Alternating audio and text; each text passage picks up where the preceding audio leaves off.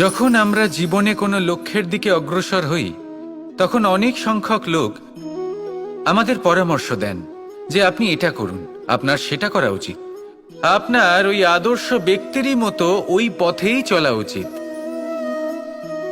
আমাদের ভালো লাগে, আমরা তা অনুসরণ করতে থাকি, কারণ সেই পথে 1 বা 10 জন মানুষ চলে নিজের লক্ষ্য প্রাপ্ত করে ফেলেছেন। এবার সেই লোকেরা সেই পথে চলে নিজের লক্ষ্য প্রাপ্ত করেছেন, তার মানে কি এটাই যে আমাদেরও লক্ষ্য প্রাপ্তি হয়ে যাবে? কোনো মানে নেই। আমি আপনার কাছে একটা সহজ প্রশ্ন রাখছি, সেই আদর্শ ব্যক্তি কি আপনি? আপনি নন। সেই ব্যক্তি হলেন অন্য কেউ, যার নিজস্ব ভাবনা রয়েছে, নিজের বিচারধারা আছে, নিজের কর্ম আছে, নিজের অভিজ্ঞতা আছে, নিজের গুণ, নিজের অপগুণ আছে, তাদের নিজেদের একটা যাত্রা আছে, নিজের লক্ষ্য আছে। তিনি আপনি নন। যদি কথা বলি আপনার বিষয়ে, আপনার বিষয়ে সব থেকে বেশি কে জানে? আপনার যাত্রা, আপনার লক্ষ্যের বিষয়, আপনার ভাবনা চিন্তা, আপনার বিচারধারা, আপনার কর্মের বিষয়, আপনার কামনার বিষয়, আপনার অভিজ্ঞতার বিষয়, এই সব বিষয়ে সব থেকে বেশি যদি কেউ জানে, তিনি হলেন স্বয়ং আপনি। তাই নিজের জীবনে কোনো পথ নির্বাচন করবেন আর কিভাবে সামনে এগোবেন, এই নির্বাচনও শ্রেষ্ঠ হবে যদি সেটা আপনি নিজেই করেন। আপনি আপনার জীবনকে নিরীক্ষণ করুন, বুঝুন,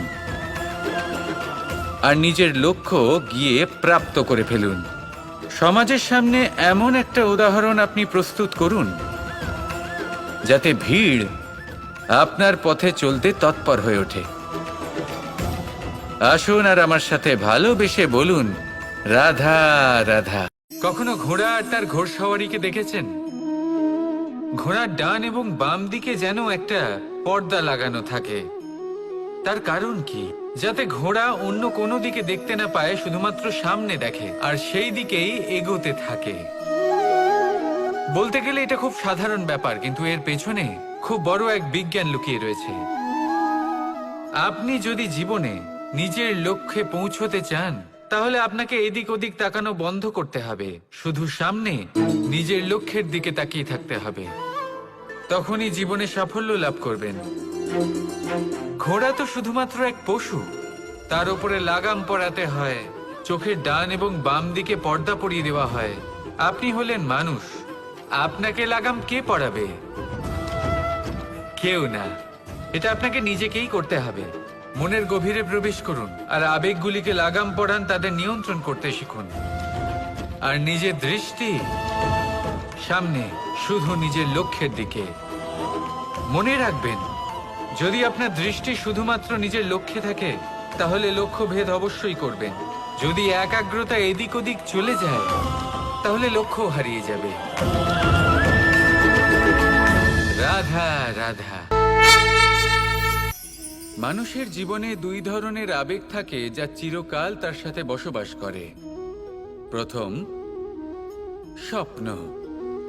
দ্বিতীয়, অজুহাত। মানুষ হাজার হাজার স্বপ্ন দেখতে পারে। আমাকে এই কাজ করতে হবে, আমাকে ওখানে ঘুরতে যেতে হবে, আমায় জীবনে এই অসম্ভব কাজ বাস্তবায়িত করে দেখাতে হবে, আদি ইত্যাদি। এবার ঠিক যেমন স্বপ্ন দেখেন, সেইভাবে অজুহাতও খুঁজে নিয়ে আসেন। আমি এই স্বপ্ন পূরণ করতে পারলাম না, কারণ আমাকে কেউ সাহায্যই করল না, কারণ আমি দুর্বল হয়ে পড়েছিলাম, কারণ আমার কাছে সময়ই ছিল না, আদি ইত্যাদি। এবার সাফল্য এবং অসফলতার মাঝখানে এই ধরনের সংঘর্ষ হতে থাকে। সাফল্য তখন লাভ করা সম্ভব যখন আপনার স্বপ্ন আপনার অজুহাতের থেকে অনেক বড় হয়, আর অসফলতা তখন পাবেন যখন আপনার অজুহাত আপনার স্বপ্নের থেকে অনেক বড় হয়। আপনি যদি সাফল্য লাভ করতে চান, তাহলে চেষ্টা করতে থাকুন, পরিশ্রম করুন। যদি অসফল হন, তাহলে ভয়ভীত হওয়ার কোনো প্রয়োজন নেই। নিজের ভুল বুঝুন, তাকে শুধরে নিন, আবার চেষ্টা করুন। কিন্তু যদি নিজের জীবনে অজুহাত নিয়ে আসেন, তখন স্বপ্ন কখনো পূরণ হবে না। আসুন আমার সাথে ভালোবেসে বলুন, রাধা রাধা। আমরা সকলে চাই আমাদের জীবনে সাফল্য আসুক। আমরা চাই যে এই সংসারে আমাদের খ্যাতি ছড়িয়ে পড়ুক। আমরা চাই যেন আমরা আলোচিত হই। কিন্তু শুধু চাইলেই কি যায় আসে? যদি এই সংসারে আলোচিত হতে হয় তাহলে পরিচিত হতে হবে পরিশ্রমের দ্বারা। যতক্ষণ না আপনারা পরিশ্রমের সাথে পরিচিত হবেন, সাফল্যের সাথে পরিচিত হবেন না। সংঘর্ষ করতে হবে প্রতিদিন, প্রতি বছর। জীবনের সব পরিস্থিতিতেই হয়তো নতুন নতুন বাধা আসবে, নতুন নতুন বিঘ্ন ঘটবে। কিন্তু এটা আবশ্যক নয় যে সমস্ত বিঘ্ন বিনাশের জন্য আসবে। কিছু বিঘ্ন আপনার পথ প্রশস্ত করার জন্য আসবে, আপনার পথ পরিষ্কার করার জন্য আসবে। যদি আপনাকে উদাহরণ দিই, যখন বন্যা আসে, বাড়ি ঘর ভেসে যায়, তখন আমরা হতাশ হয়ে পড়ি, আমরা দুঃখী হয়ে পড়ি। কিন্তু সেই বন্যাই আমাদের সেই ধরিত্রীকে এত উর্বর করে তোলে যে সেই উর্বর অংশ কাজে লাগিয়ে আমরা সেরকম আরো 10টা বাড়ি বানাতে পারি। তাহলে ধন্যাত্মক থাকুন আর যে কোনো সংঘর্ষের জন্য প্রস্তুত থাকুন। জীবনে অনেক দূর যেতে পারবেন। তাহলে আসুন আমার সাথে ভালোবেসে বলুন, রাধা রাধা। মানুষ সত্যের সাথে অবগত হবার জন্য ব্যাকুল হয়ে থাকে, চিরকাল চেষ্টা করতে থাকে। জন্ম থেকেই তার মনে এই ইচ্ছে জাগ্রত হয় সত্যিটা কি সেটা জানতে।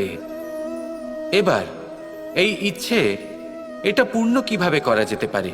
কারোর মনে হয় যে জ্ঞান অর্জন করলেই এই ইচ্ছে পূর্ণ হতে পারে, তাই কেউ কেউ জ্ঞানের পেছনে ছুটতে থাকেন।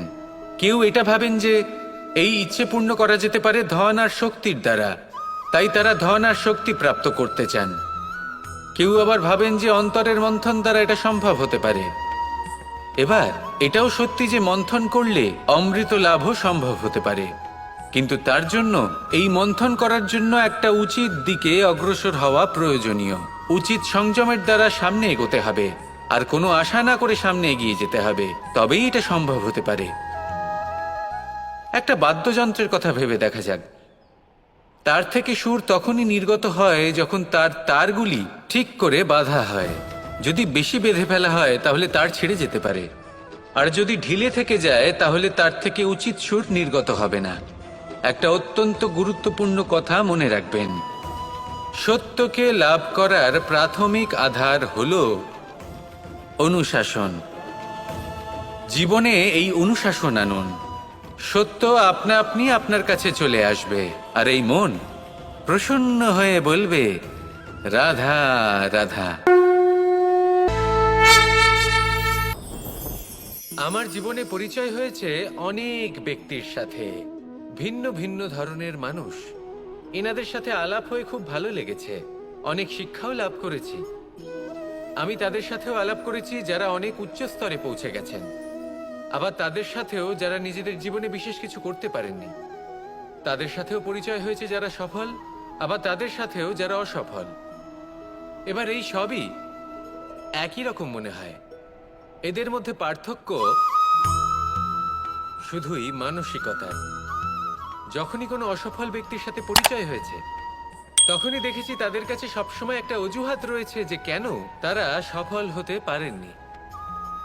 কখনো তারা দোষ দিয়ে থাকেন তাদের ভাগ্যকে, তাদের পরিস্থিতিকে, দোষারোপ করতে থাকেন তাদের মাতা পিতাকে, আত্মীয়দের, বন্ধু বান্ধবদের। কোনো না কোনো অজুহাত সবসময় এদের কাছে থাকে যে কেন তারা সফল হতে পারেননি।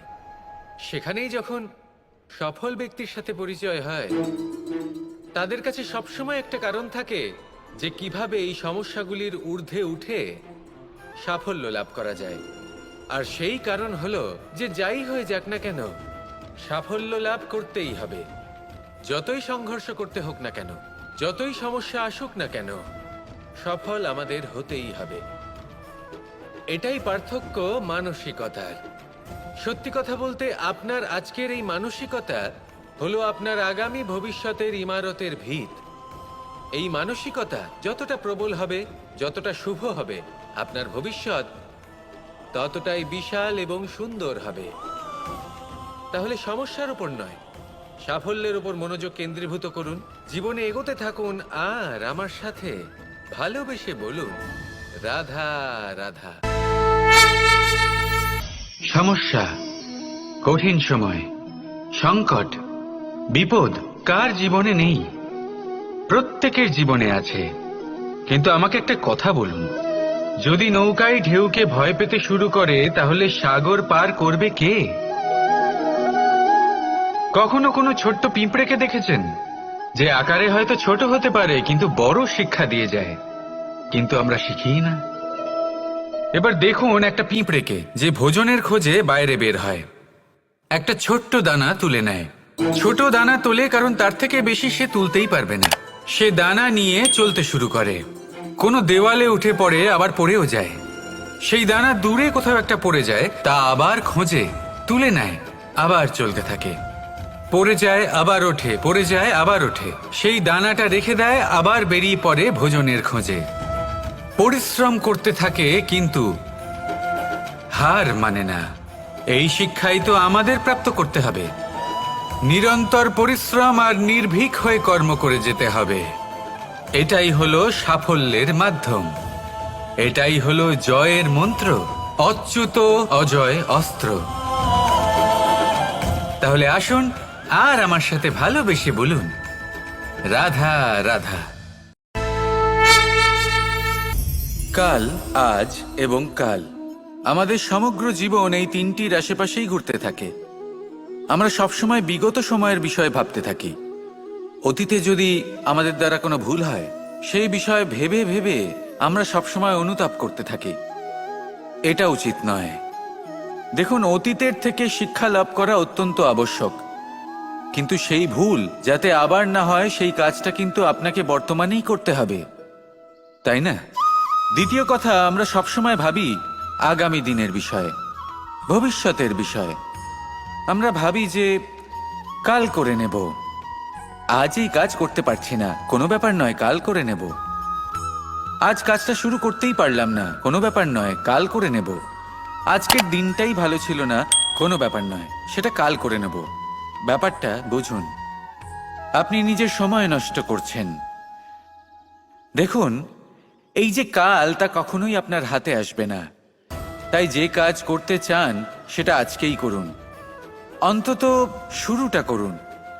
কারণ এই আগামী সময়, তা সবসময় আপনার থেকে এক কদম আগে থাকবে, একদিন এগিয়ে থাকবে। জানেন কেন?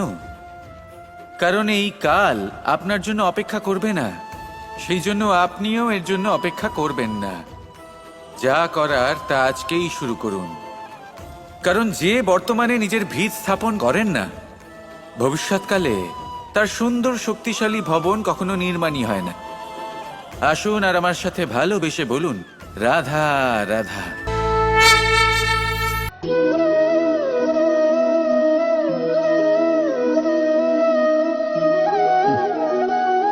জীবনে কোনো এক লক্ষ্য প্রাপ্ত করতে গেলে মানুষ দুটি ভাব নিয়ে এগিয়ে চলে। প্রথম, নিজের লক্ষ্যে পৌঁছানোর নিশ্চয়তা, আর দ্বিতীয়, নিজের লক্ষ্যে পৌঁছানোর পথ। সবাই এটাই করেন,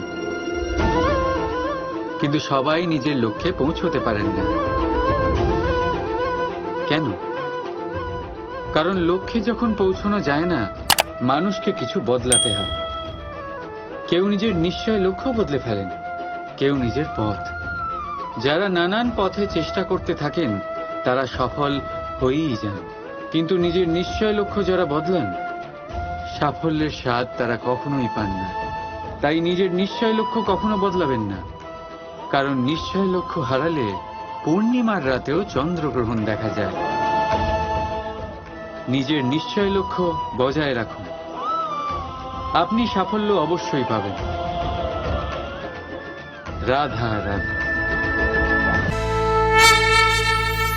ভগবান আর ভক্ত যখন একাকার হয়ে যায়, যখন ভক্ত তার ভগবানের প্রতি এবং নিজের জীবনের উদ্দেশ্যের প্রতি সম্পূর্ণরূপে সমর্পিত হয়, তখন জন্ম নেয় ভক্তি। এই সংসারের সমস্ত আশা হয়তো আপনার সঙ্গ ত্যাগ করে দিতে পারে, তখনও ভক্তি সাথে থাকবে। ভক্ত আর ভগবান যখন একাকার হয়ে যায়, তাদের মধ্যে কোনো পার্থক্য থাকে না। তারা এক হয়ে যায়, এক ব্যক্তিত্ব, এক অস্তিত্ব। সেই জন্য কখনো জীবনে যে কোনো রূপেই, যে কোনো প্রকারেই, যে কোনো ঈশ্বরকে মান্য করুন। মনের মধ্যে শ্রদ্ধা ভাব জাগ্রত করুন, মনে ভক্তি ভাব জাগ্রত করুন। এই সমগ্র সংসারে সব কিছু আপনাকে ছেড়ে চলে গেলেও তখনও এই ভক্তি শুধুমাত্র আপনার উত্থান ঘটাবে। তাই মনে ভক্তি জাগ্রত করুন আর আমার সাথে ভালোবেসে বলুন, রাধা।